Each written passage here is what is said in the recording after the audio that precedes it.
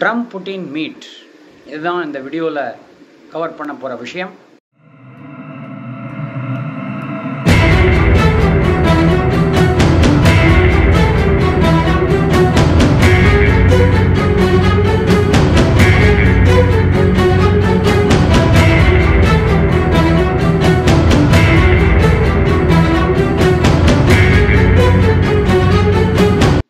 இந்த வீடியோவில் பார்த்தீங்கன்னா 3 விதமான டாபிக்ஸ் கவர் பண்ணிடுவேன்.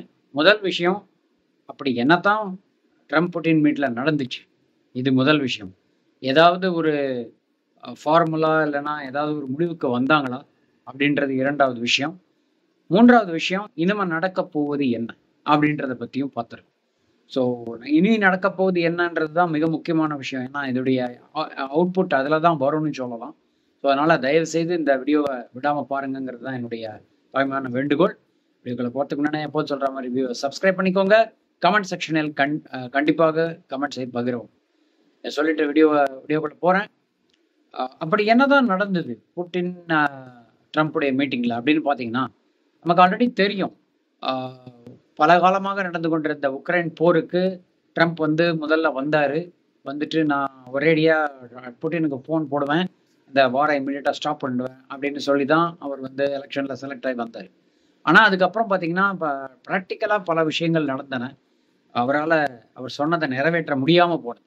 ஆனால் அதே சமயம் அவருடைய எஃபர்ட்ஸ் கண்டினியூஸாக இருந்ததுன்னு சொல்லலாம். But at the same time புட்டினுடைய இந்த ஒரு எக்ஸ்பான்ஷன் தியரி அப்படின்றது கிரிமியாவை தாண்டி உக்ரைனை எடுத்து உக்ரைனையும் யுஎஸ்எஸ்ஆரையும் ஒன்றிணைக்கும் ஒரு பாகமாக தான் அவர் பார்த்தார். ஸோ இவ்வளவு நடந்த பிறகு இப்போது நிறைய லைஃப் போயிடுச்சு, பல விதமான கஷ்டங்கள், நாட்டோவுடைய நான் கோஆப்ரேஷன், யுஎஸ்க்கும் நாட்டோவுக்கும் உள்ள பாகுபாடுகள், இதெல்லாம் பார்க்கும்போது நேரடியாக பேசிடலாம் அப்படின்ற முடிவுக்கு இவங்க 2 பேருமே வந்திருக்கிறதா தெரியுது. ஏன்னா புட்டினை பொறுத்த வரைக்கும் போதும்பா, ஆரம்பிச்சு போர் போய்கிட்டே இருக்கு, நிற்காத ஒரு விஷயமா இருக்கு. டைரக்டாக உக்ரைன் அடிச்சு ஒரு 6 மாதம் இல்லை 1 வருஷத்தை முடிக்கலாம்னு நினச்ச விஷயத்த இழுன்னு இழுக்கிறாங்கன்ற மாதிரி அவருடைய ஃபீலிங் இருப்பதாக தான் தெரியுது. இவர் சைடில் எப்படியும் பிடன் ஆரம்பித்த அந்த போரை நான் நிறுத்தி காட்டுறேன்ற ஒரு சவாலில் ட்ரம்ப் இருக்காரு. ஸோ இவ்வளவு விஷயங்கள் நடக்கும்பொழுது நேற்று விஷயங்கள் என்ன நடந்திருக்கு அப்படின்னு ட்ரம்ப்பும் சரி புட்டினும் சரி ஒரு மீடியா இதை அட்டன் பண்ணியிருக்காங்க.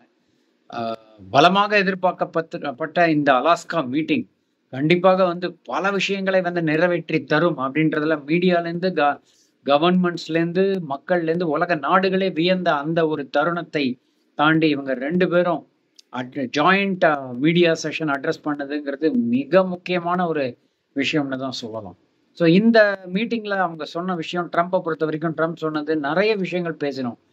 கிட்டத்தட்ட ஒரு 3.5 மணி நேரம் இந்த டாக் போயிருக்கு. அதில் பல விஷயங்களை நாங்கள் பல விதமான கான்ட்ரவர்சியலான விஷயங்கள்லாம் நாங்கள் பேசி ஓரளவுக்கு அக்ரிமெண்ட்டுக்கு வந்துட்டோம். இன்னும் சில விஷயங்கள் பேச வேண்டி இருக்கு. அதுவும் கண்டிப்பாக ஐ எம் கான்ஃபிடென்ட் தட் வந்துருவோன்ற ஒரு நம்பிக்கை இருக்குன்ற மாதிரி சொல்லியிருந்தார். புட்டின் தரப்புல அவர் பேசும்பொழுது அவர் என்ன சொன்னார் அப்படின்னு பார்த்தீங்கன்னா, அவர் சொன்ன விஷயம்தான் ரொம்ப ஆச்சரியமான விஷயம். இவங்க 2 பேருக்கும் உள்ள ஒரு என்ன சொல்றது, ஒரு அண்டர்ஸ்டாண்டிங் எப்படி இருக்கு அப்படின்னு சொன்னா, நமக்கு முன்னாடியே தெரியும் ட்ரம்ப் பல ரஷ்யன் இதனால ஈர்க்கப்பட்டு அவங்க இன்ஃப்ளூயன்ஸோட தான் ஜெயிச்சாருன்னு சொல்லி ஃபர்ஸ்ட் டேர்ம்லயே பயங்கர கிரிட்டிசிசம் வந்தது. அது உண்மைதானா அப்படின்ற மாதிரி இப்போ பார்க்குற மாதிரி புட்டின் சொன்ன விஷயம் தான் ஷாக்கிங்காக இருக்கு. என்ன ஷாக்கிங் அப்படின்னு பார்த்தீங்கன்னா, அவர் சொன்னது பிடன் நான் ஆல்ரெடி சொல்லி பார்த்துட்டேன், அவர் ஒத்து வரா மாதிரி தெரில. ட்ரம்ப் அவர் முன்னாடியே அவர் பிரசிடெண்ட்டாக இருந்திருந்தா இந்த போரே வந்திருக்காதுன்ற மாதிரி தடாலடியாக ஒரு போட்டா இருப்பாங்க. அதுதான் பயங்கர ஷாக்கிங். ஏன்னா இது அவங்க ட்ரம்ப்புக்கும் புட்டினுக்கும் உள்ள பர்சனல் ஈக்குவேஷன் எப்படி இருக்குன்றதுக்கு ஒரு ஜஸ்ட் ஒரு கிளிம்ஸ்ன்னு சொல்லலாம். வெளியே காட்டிக்க மாட்டாங்க, பட் விஷயம் ஓப்பனாகவே அவர் ஒரு டிப்ளமேட்டிக்காக சொல்லியிருக்காரு புட்டின்னு தான் சொல்லலாம். ஸோ இவ்வளோ விஷயங்கள் நடக்கும்போது கண்டிப்பாக இந்த ஒரு மீட்டிங்குடைய எதிர்பார்ப்பு நிச்சயமாக ஒரு இம்பேக்ட் இருக்குன்னு தான் சொல்லலாம். ஏன்னா ஹிலாரி கிளின்டனே ட்ரம்ப் முன்னதாக அலாஸ்கா இது போகிறதுக்கு முன்னாடி புட்டின் ஒத்துக்கலைன்னா அதோடைய கான்சிக்வன்சஸ் சிவியராக இருக்கும், நாங்கள் மிரட்டோம் அப்படின்ற மாதிரி 2 பேரும் இறங்கி வரும்பொழுது அஃப்கோர்ஸ் அந்த ஒரு மீட்டிங்கில் கிளாப் தட்டி 3 முறை கிளாப் தட்டி ட்ரம்ப் புட்டினை வரவேற்றார் என்றாலும் அவங்க 2 பேரும் சேர்ந்து நடக்கும்போது மேலே வானத்தில் B2 பாம்பர் அவருடைய ஈரானில் யூஸ் பண்ண அந்த ஒரு நியூக்ளியரை தகர்க்கும் ஒரு ஸ்பேஸ் கிராஃப்ட் போனதை 2 பேருமே அண்ணாந்து பார்த்தாங்கங்கிறது தான் உண்மை. ஸோ இவ்வளோ நடக்கும்போது நான் எதுக்கு சொல்ல வரேன் அப்படின்னா, ஹிலாரி கிளின்டன் சொன்னது, அவருக்கு வந்து நோபல் பிரைஸ் வேணும்னு அவர் கேட்டுட்டு இருக்காரு, பீஸ் பிரைஸ். நான் கொடுக்க தயார், நான் ஆதரிக்கவும் தயார். ஆனால் அவர் வந்து என்ன பண்ணணும், ட்ரம்ப் என்ன பண்ணணும் அப்படின்னா, புட்டின் எப்படியாவது அக்ரிமெண்ட்டுக்கு கொண்டு வரணும் அப்படின்ற மாதிரி எதிர்கட்சியான டெமோக்ராட்லேருந்து ஹிலாரி கிளின்டன் பேசிய பேச்சுக்கள் இப்பொழுது அவர் அவர் சொன்னது நடந்துச்சா, இல்லை ட்ரம்ப்புக்கு கேப்பபிலிட்டி இருக்கா அப்படின்ற மாதிரி ஒரு விஷயம் நடந்துகிட்டு இருக்கு. ஸோ கண்டிப்பாக வந்து இந்த ஒரு முன்னேற்றம் ட்ரம்ப் புட்டின் மீட்டிங்கில் முன்னேற்றம் என்பது ஒரு பாசிட்டிவான ஒரு மூவாக தான் பார்க்கப்படுகிறது. இதில் இன்னொரு பக்கம் பார்த்தீங்கன்னா, புட்டின் ட்ரம்ப் மீட் பண்ணதுனால ரஷ்யா தரப்புல என்ன சொல்றாங்க அப்படின்னா, இதனால் தெரிவிப்பது என்னவென்றால் அப்படின்னு தமிழ்லையும் ஹென்ஸ் ப்ரூவ்ட் இன் இங்கிலீஷ்லையும் சொல்ற மாதிரி, உக்ரைனின் அதிபர் ஜெலின்ஸ்கி ஒரு பப்பட்டு தான், ஒரு பொம்மை தான் அப்படின்ற ஒரு விஷயம் வந்து இதுல கன்ஃபார்ம் ஆயிருச்சுப்பா அப்படின்ற மாதிரி இதுல புட்டின் தரப்புலேருந்து ரஷ்யா தரப்புலேருந்து சொல்லியிருக்காங்க. ஸோ இதுதான் நான் சொல்ல வந்த அந்த முதல் பாகம். இரண்டாவது பாகம், சரி இப்போ இவங்க 2 பேரும் பேசினாங்க. இப்போ 2 பேரும் பேசியதுடைய பேச்சுவார்த்தைகளுடைய சாராம்சம் நம்ம மீடியா இதில் சொல்லிட்டாங்க. இப்போ இரண்டாவது பாகமான எந்த மாதிரி ஒரு தாக்கம் இதனால் வரும் அப்படின்ற ஒரு விஷயத்தை பார்க்கும்போது, கண்டிப்பா வந்து உக்ரைனுடைய இன்ஃபேக்ட் இந்த மீட்டிங் அலாஸ்கால நடக்கிறதுக்கு முன்னாடியே ரஷ்யா வந்து 1 வாரம் முன்னாடி 2 நாள் 3 நாள் முன்னாடியே வந்து நிறைய அட்டாக்ஸ் பண்ணியிருக்காங்க உக்ரைன் மேல. எதுக்காக அப்படின்னா, ஏன்னா ட்ரம்ப் கிளியரா இருக்காரு, நீங்க வந்து சில விஷயங்களை விட்டு கொடுத்தால்தான் சில விஷயம் கிடைக்கும்ன்ற மாதிரி ரஷ்யா சில விஷயங்களை விட்டு கொடுக்கும், யூஎஸ் அதாவது உக்ரைன் தரப்பிலிருந்து யூஎஸ் சில விஷயங்களை விட்டு கொடுக்கும். ஸோ இந்த மாதிரி தான் ஒரு பேச்சு நடந்திருக்கு.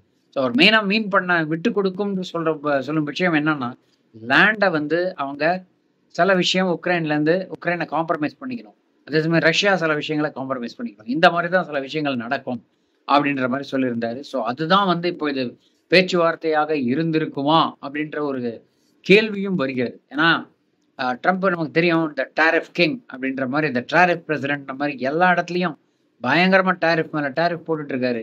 அவர் மெயினா சாடுற கண்ட்ரிஸ் லிஸ்ட்ல இந்தியாவும் வந்துருச்சு. இந்தியா மேல 50% டேரிஃப் போட்டு, அது இந்த மீட்டிங்க்கு முன்னாடியே பல விதமான அறிக்கைகள், ரஷ்யன் ஆயில்னால பெனிஃபிட் ஆகிற மேஜர் கண்ட்ரிஸ் மேல நான் வந்து தாக்கத்தை ஏற்படுத்தி இருக்கிறேன், கண்டிப்பா வந்து இந்த மீட்டிங்க்கு அதனாலதான் புட்டின் ஒத்துக்கிட்டாருன்ற மாதிரி ஒரு ப்ரெல்யூட கொடுத்து ஒரு பில்டப்பை கொடுத்துருக்காரு ட்ரம்ப் அவருடைய ஸ்டைல்ல.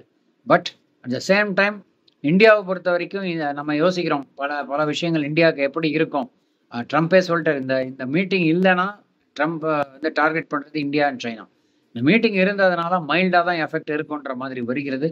எது எப்படியாக இருந்தாலும் நம்ம வந்து எப்படி சுதாரிச்சுக்கிறோம், நம்ம எந்த மாதிரி இப்போ ஜிஎஸ்டி அனௌன்ஸ்மெண்ட் வேற மோடி பிரைம் மினிஸ்டர் மோடி வந்து நேற்றைய தினம் கொடுத்திருக்கிறார். ஸோ இவ்வளோ விஷயங்கள் நடந்திருக்கின்றன. இருந்தாலும் என்னதான் நடக்க போகுது அடுத்து அப்படின்றத ஒரு பார்வையாக பார்க்கும்போது கண்டிப்பாக வந்து ஒரு மைல்ட் எஃபெக்ட் தான் வந்து ட்ரம்ப்புடைய ஆக்டிவிட்டீஸ் போஸ்ட் அலாஸ்கா மீட் அப்படின்றது தான் வந்து நமக்கு இந்தியாவுக்கும் சரி சைனாவுக்கும் சரி பிற நாடுகளுக்கும் சரி ஓரளவுக்கு டேரிஃப்ல அவர் வந்து கொஞ்சம் மைல்டா இருப்பார் அப்படிங்கிற ஒரு விஷயம் தெரிகிறது. ஸோ இதுதான் வந்து நான் சொல்ல வந்த அந்த இரண்டாவது பாகம், ட்ரம்ப் புட்டின் மீட்டினுடைய அவுட்கம், இம்பேக்ட், இன்ஃப்ளூயன்ஸ் எப்படி இருக்கு அப்படின்றத பற்றி.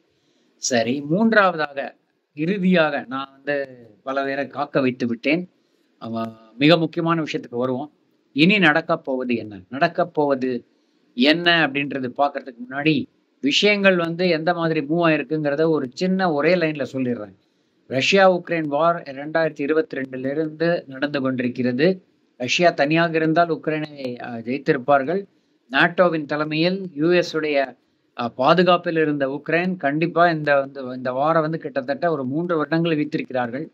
ஸோ இவ்வளவு நடந்ததுக்கு பிறகு ட்ரம்ப்புடைய எஃபர்ட்ஸ், ட்ரம்ப் வந்து புட்டினை வந்து ஒரு பேசிஃபை பண்றதுக்காக ஜெலின்ஸ்கியை கூப்பிட்டு பயங்கரமா ஹெவியா டோஸ் விட்டதுலேருந்து ஆரம்பிச்சு அவர் வந்து ரேர் எர்த் மினரல்ஸ் உக்ரைன்லேருந்து எனக்கு வந்து நீ எக்ஸ்சேஞ்சாக கொடுக்கணும்னு அவருடைய ஓன் விஷயங்களை பார்த்து இப்போ அவர் ட்ரம்ப் சொன்ன செய்தி, எனக்கு இதனால எந்த ஹெல்த் விஷயமோ இல்லை என்னவோ இம்ப்ரூவ் ஆக போகிறது இல்லை, ஆனால் விஷயம் என்னன்னா நிறைய பேருடைய லைஃப் இன்வால்வ் ஆயிருப்பதனால் நான் வந்து வர வேண்டிய ஒரு கட்டாயம் இருக்கிறது.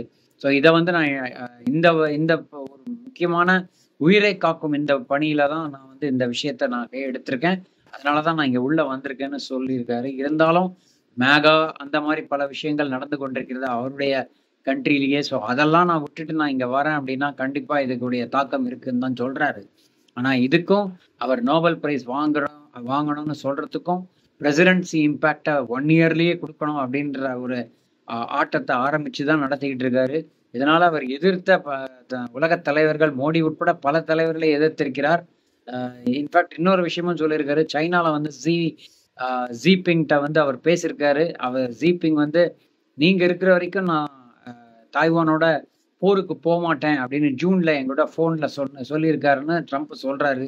இதுவும் அடுத்த பில்டப்பா இல்லை நிஜமாவே சொல்லியிருக்கிறாரா என்பதை பொறுத்து இருந்து தான் பார்க்கணும். ஆனா இப்போ என்ன வே ஃபார்வர்டு அப்படின்னு பாத்தீங்கன்னா என்ன நடக்க போகிறதுன்னா அடுத்தது ட்ரம்ப் வந்து ஜெலின்ஸ்கியை வாஷிங்டன்ல சந்திக்க போகிறார். அது வந்து இன்னும் ஒரு 2-3 நாள்ல நடக்க போகுது. இந்த 2-3 நாள் மீட்டிங்க்கு அப்புறம் ஜெலின்ஸ்கி கிட்ட எந்த மாதிரி இதை சொல்ல போறாரு, அதனால வந்து ஜெலின்ஸ்கி வந்து புட்டினுடன் மீட்டிங் வைப்பாரா அல்லது டைரக்டா ட்ரம்ப்புடைய இன்ஸ்ட்ரக்ஷன் படி உக்ரைன் ரியாக்ட் பண்ணி அதுக்கு தகுந்த மாதிரி அடுத்த மீட்டிங் புட்டினே சொல்லியிருக்காரு, நான் ரெடி நீங்க ரெடியான்ற மாதிரி நான் அடுத்ததுக்கும் ரெடி, ஆனா நீங்க வந்து மாஸ்கோ வரணும் அப்படின்னு சொல்லி ஒரு ப்ரோஆக்டிவா ஒரு விஷயத்த போட்டாரு. ட்ரம்ப்பும் வந்து ஓகே நான் வரத்துக்கு தயார், ரொம்ப ஹாட்டான ஒரு விஷயம்தான், நான் பார்க்குறேன் அப்படின்ற மாதிரி ஒரு இது சொல்லியிருக்கிறார். எவ்வளோ டிப்ளமேட்டிக் ரிலேஷன்ஷிப்ஸோட மூவ் ஆகிற இந்த விஷயம் உக்ரைன் அதிபருக்கு எவ்வாறு இருக்கும், உக்ரைன் என்ன செய்ய போகிறது, அடுத்து அவங்க வந்து இந்த தியாகம் ஏதாவது செய்யணும்னா ரெடியா இருப்பாங்களா, ஏற்கனவே அவங்க நாடு வந்து ரொம்ப ஒரு பயங்கரமான ஒரு நிலைமையில இருக்கு. ஸோ இந்த ஒரு தருணத்துல இந்த விஷயம் எப்படி முன்னேற போகிறது அப்படிங்கிறத பொறுத்து இருந்து தான் பார்க்கணுங்கிறது தான் என்னுடைய இந்த வீடியோவின் சாராம்சமாக இருக்கிறது. என்னுடைய விஷயம்லாம் உங்களுடைய கருத்து இதை பற்றி எப்படி இருக்கும், உக்ரைனுக்கு அடுத்து நடக்க போவது என்ன அப்படின்றத பற்றிய உங்களுடைய கமெண்ட்ஸ் வரவேற்கப்படுகிறதுன்னு சொல்லி இந்த பதிவை முடித்துக் கொள்கிறேன். சுவாரஸ்யமான தகவலுடன் மீண்டும் இணைவோம். நன்றி, வணக்கம்.